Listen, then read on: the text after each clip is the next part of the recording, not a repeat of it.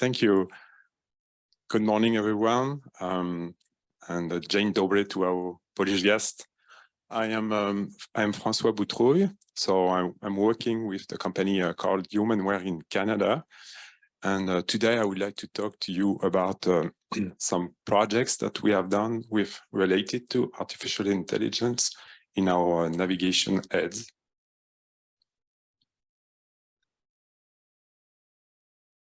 And the agenda for my presentation today will be to say a few words about Humanware, what we are, what we do, and to talk about our GPS navigation product line, a special project we did, which was called the Final 40 Feet, that I will explain, and also some ongoing new challenging micro-navigation tasks that we are looking at based on artificial intelligence techniques.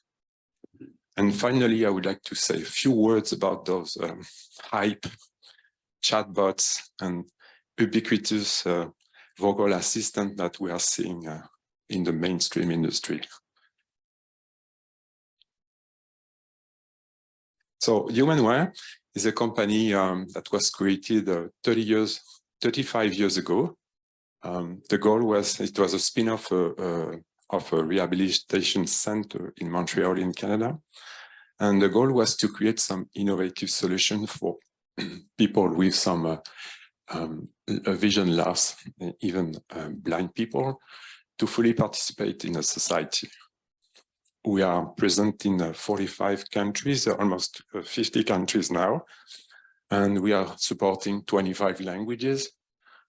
Among our 150 employees, 15% of them are visually impaired. So it means that we have direct access to people using our system before they are available on the market.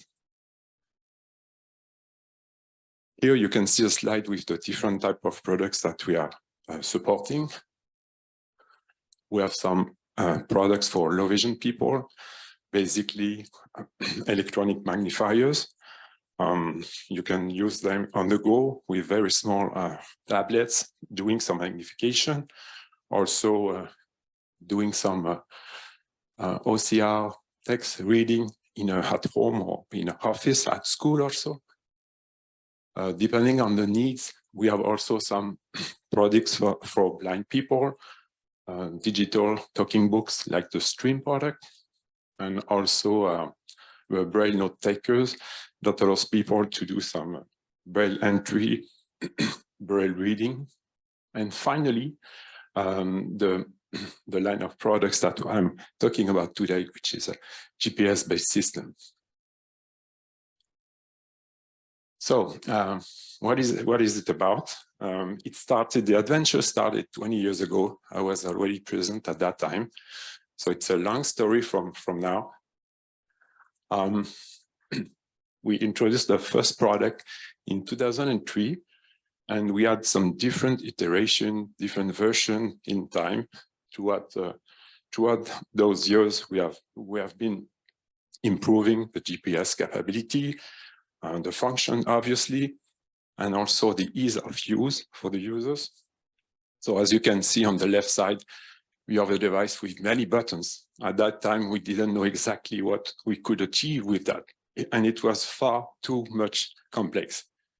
I talked to Mike yesterday, who was telling me that with the Breeze, so about almost 10 years later, it was a simpler user interface, and it helped a lot for the approval acceptance by our users. In those years, we had sometimes it was difficult to justify our existence compared to the new application already on smartphones. And I just want to say a few words about that. The common denominators of all different systems throughout those years was that we do not need any data connection first. We try to provide an easy user interface with dedicated physical patterns, which in different conditions like difficult weather, for people getting older, it's much more simple to use this type of thing, like here with me with that remote control, by having some physical touch feedback. And here the slide is a bit old. I verified, and with our new product, Stellar Trek, launched last summer, we have up to 20 hours of use. So it's not even 8 hours like previously in the past.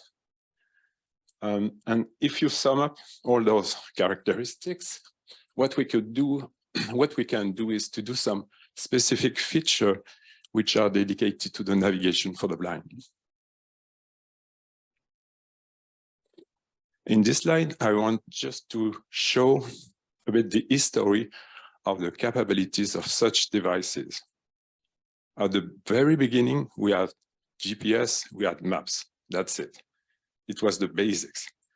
So we could have a person be able to orient themselves, to discover their surrounding, their neighborhood, without any need to interact with such a device. There was no need. So people who are going outside, let's say they know their surrounding, but they don't know the name of the streets.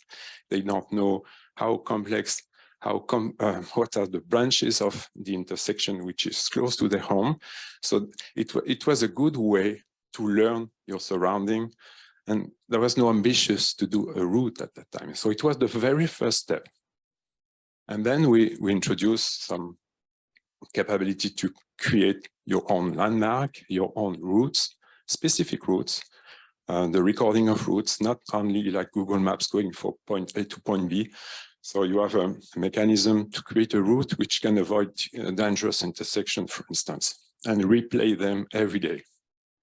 So you can see exploration of your world first, then creation of personal landmarks which are announced when you pass by, and also creation of routes which can be more adapted to your type of journey during your daily life.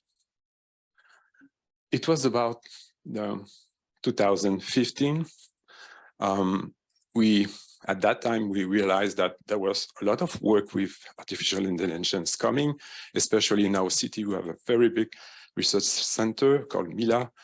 And we were saying, okay, we should do more. We should try to, up to a certain point, I insist on that, try to substitute the human vision with something which is a bit more automatic and learned by a computer system.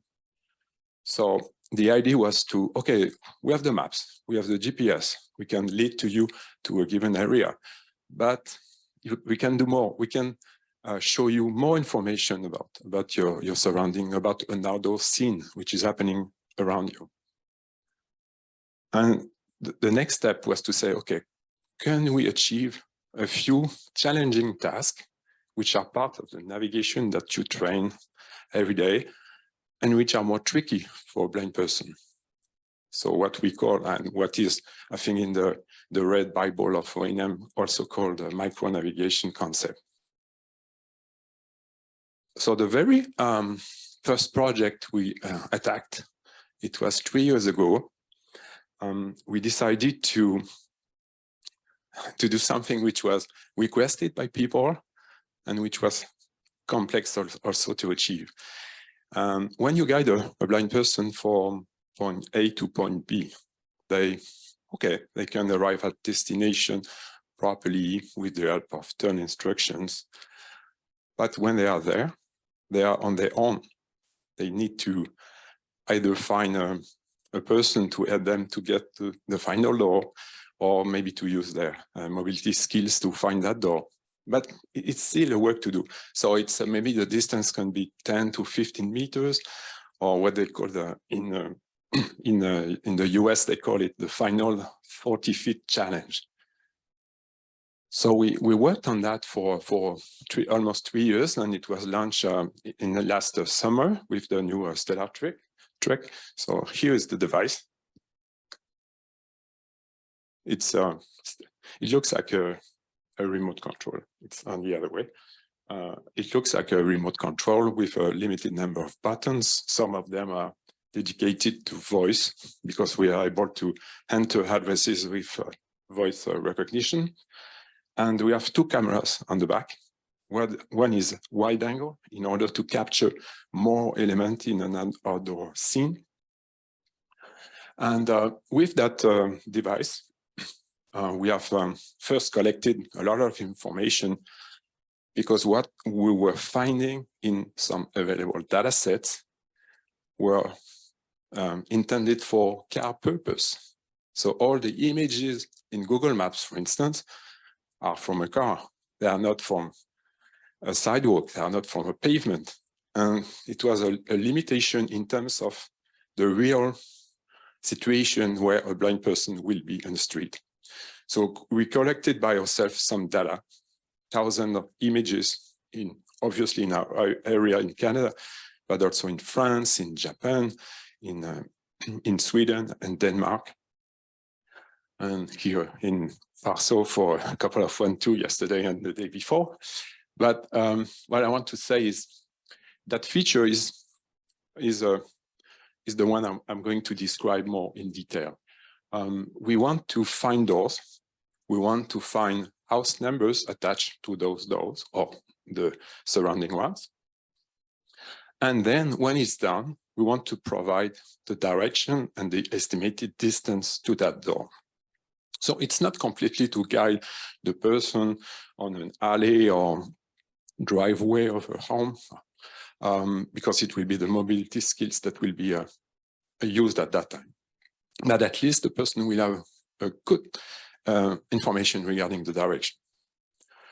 And so that project was ambitious because I know that a door is a door with a handle, with a frame. But as you can see, when you are walking in the street, there are one with rounded frames and historical doors and things like that. Even the numbers can be very artistic. I have seen in Paris some numbers which were like sculpture in a stone with only one digit. So it can be a real challenge. And also, I want to point out that the user can be on the other side of the street. So the distance can be even more than 15 meters. I think the limit that we want to achieve for now is 20 meters, 25 meters. So that was our first attempt to apply computer vision. It's a part of artificial intelligence called computer vision to macro navigation tasks.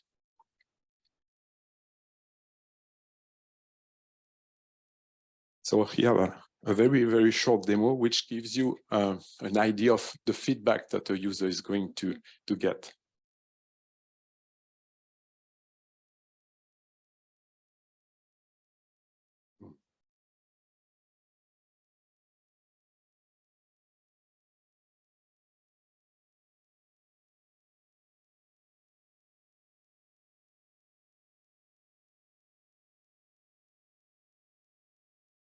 I'm asking the question, can we have the sound or no, or not possible? Huh? Okay, I would have liked you to hear the little beeps that we get.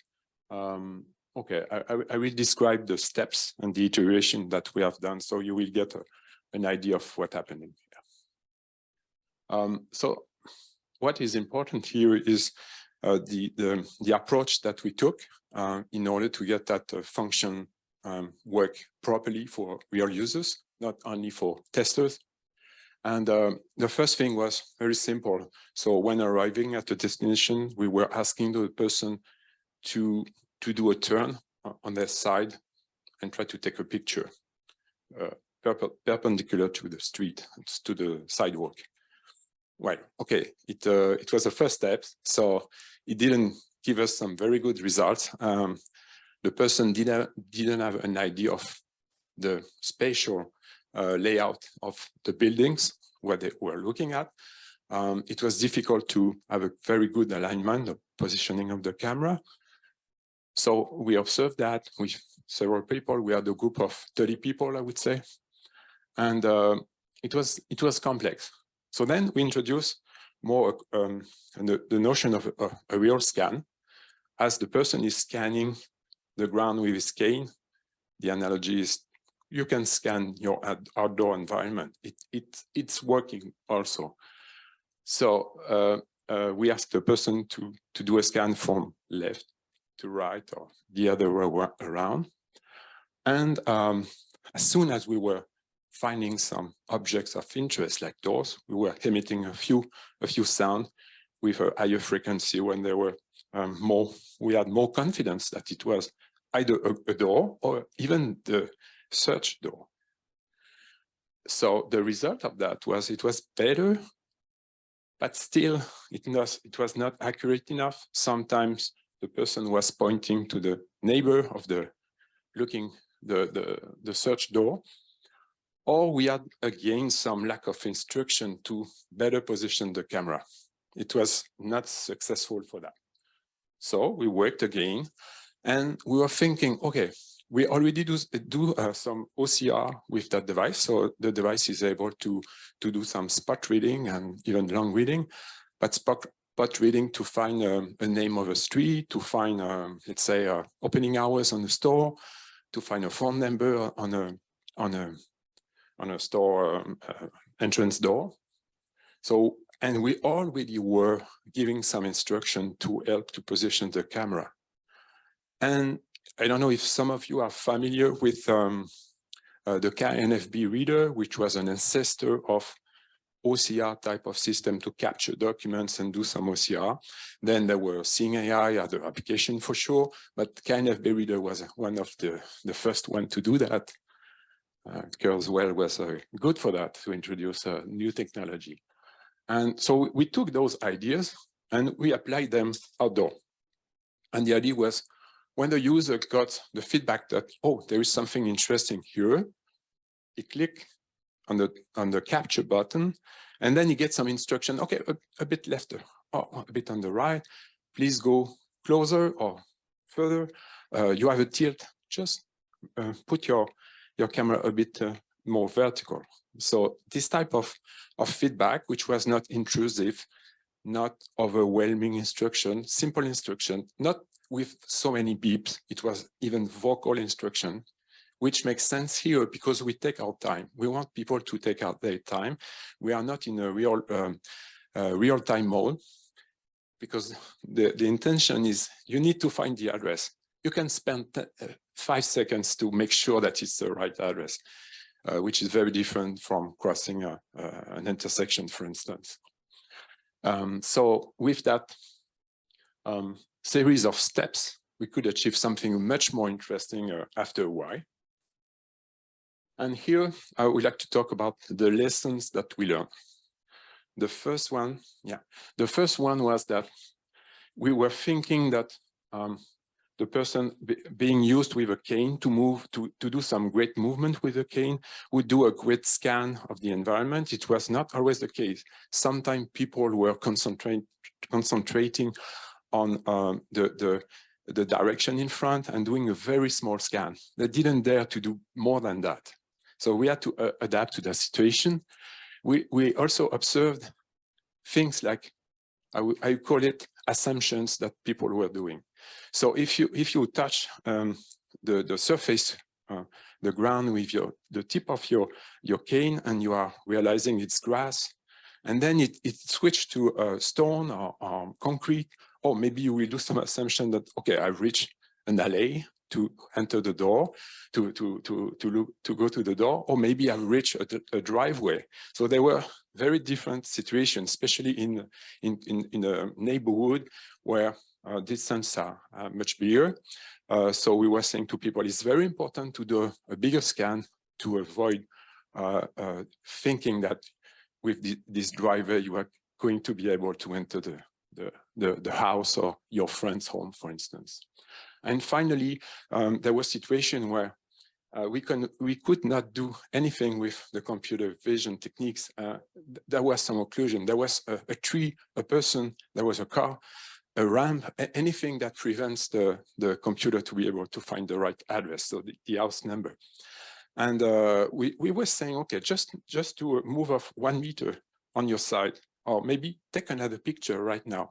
So very simple instruction that the user can use when he gets familiar to the technique, to the feature.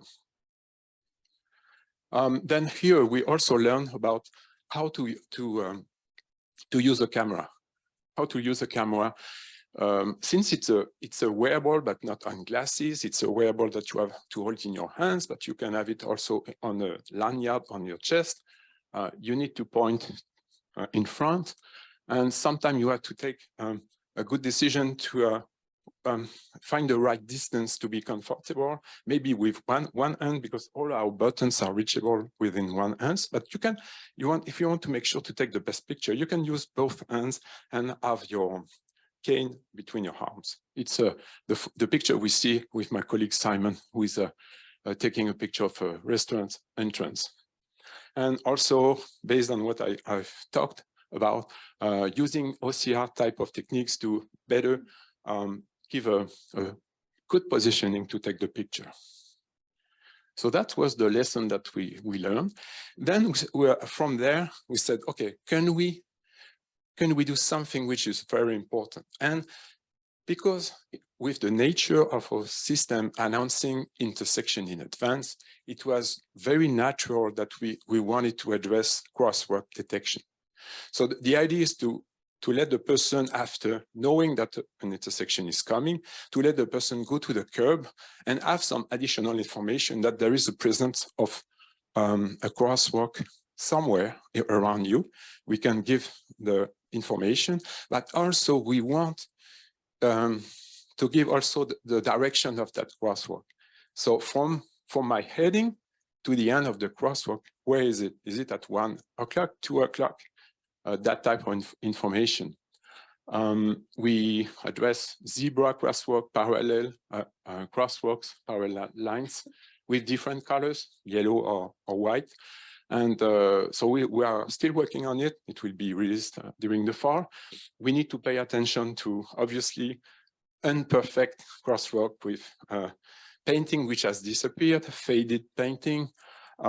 We want to avoid false positive detection. It means that if you take a picture in the sky and you see two white parallel lines, it could be confirmed to a crosswalk, but we have some sensors in the device to help you to, oh no, you are looking upstairs, and no, please go back to the ground. So there are some ways to do that.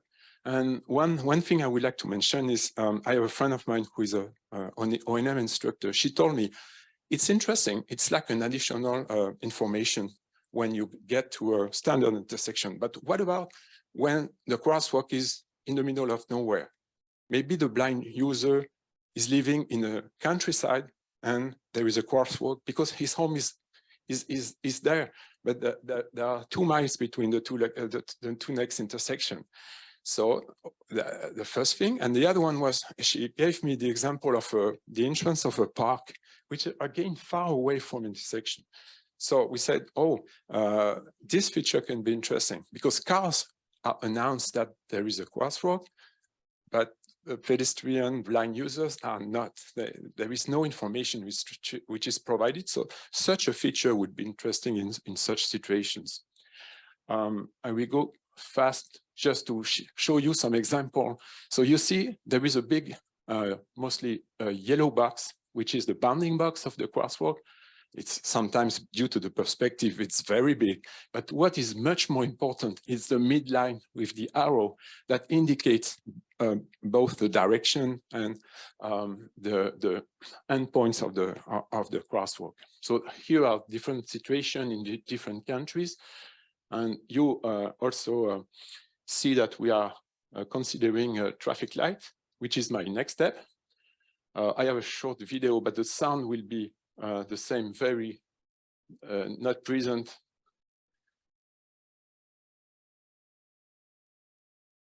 So here there is a message, vocal message that we have tried to say, okay, you have a crosswalk in front of you and another one starting at the end of the first one.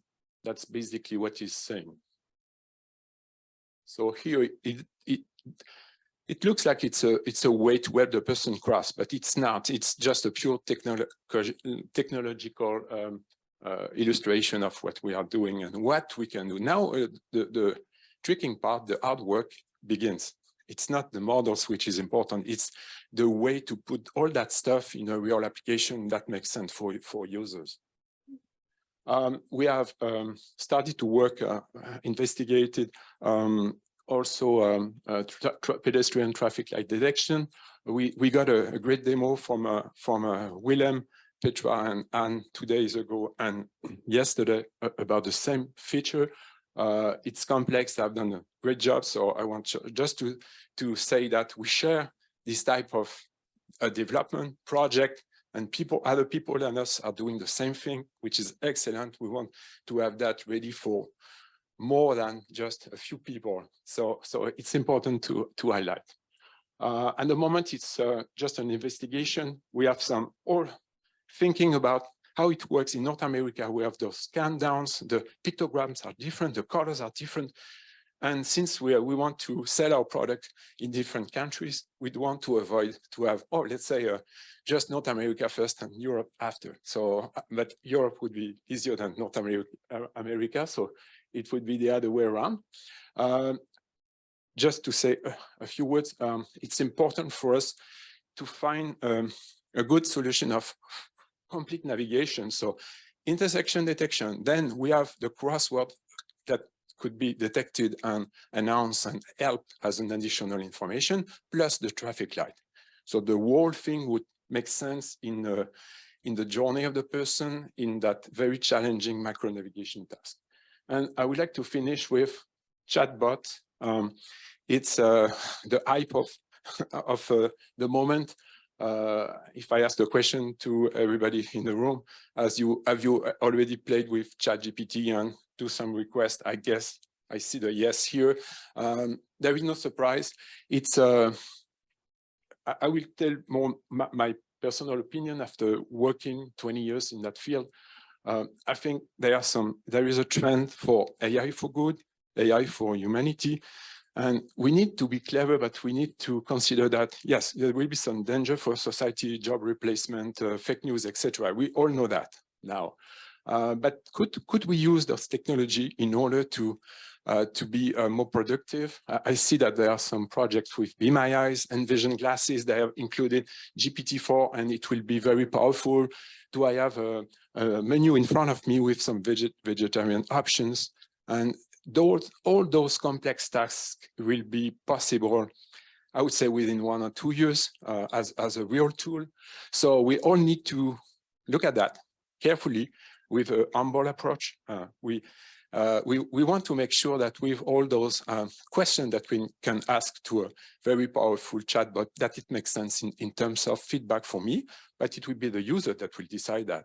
To me, we want to find some small chatbots, mini chatbots running on our device, not having any connection. That's my challenge. And I think in 3 to 5 years from now, we will get some very good solution. So I think here for AI in general, we want to jump in the train. We cannot afford as a community, blind vision and visually impaired community, we cannot afford to look at that and say it's only dangerous in the world. That's my opinion. We need to be present, to say our words, to participate, to say, oh, look, you are going to some direction which is not the one we want to take. So listen to us. And I'm talking about your job, orientation mobility specialist, AI specialist, and software engineers, or everybody in community. And we know that politicians and lawyers are not ready, but at least in terms of our community, we can do the job. And it comes back to I think the third revolution that Marek in his presentation was talking about. So using artificial intelligence for the real good thing. And that's the conclusion of my presentation. So we did some computer vision first, and now we are at that level of integration of mainstream, new, very interesting technology. So thank you for attending my presentation.